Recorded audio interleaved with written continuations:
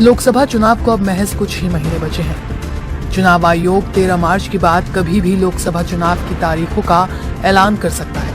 Media reports में चुनाव आयोग के हवाले से चर्चा है कि आम चुनाव की तैयारियों को लेकर चुनाव आयोग के अधिकारी विभिन्न राज्यों का दौरा कर रहे हैं और जब ये पूरा हो जाएगा तब लोकसभा चुनाव की तारीखों का ऐलान कर दिया जाएगा।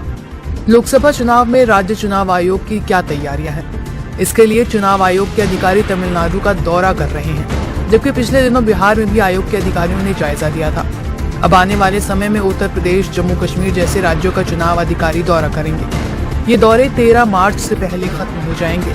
ऐसे में चुनाव आयोग 13 मार्च के बाद कभी भी लोकसभा चुनाव की तारीखों का ऐलान कर सकता है।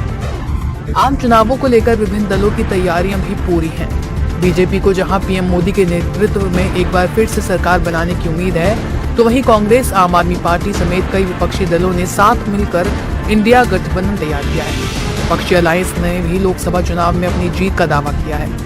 बीजेपी एनडीए का सामना इंडिया गठबंधन से होगा। इसके अलावा कई क्षेत्रीय दल भी अपने अपने राज्यों में अहम भूमिका निभाएंगे। बता दें कि पिछला लोकसभा चुनाव 2019 में हुआ था, जिसमें बीजेपी को बड़ी जीत मिली थी। 11 अप्रैल से 19 मई 2019 तक कुल 7 चरणों में लोकसभा चुनाव के लिए मतदान करवाए गए थे। वहीं नतीजों का ऐलान 23 मई 2019 को हुआ था। इन चुनावों में बीजेपी ने 303 सीटों के साथ बड़ी जीत दर्ज की थी।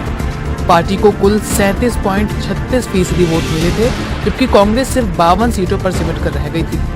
लगभग 91 करोड़ वोटर्स पिछले आम चुनाव में मतदान करने के लिए पात्र थे और वोटर टर्नआउट 67% रहा था।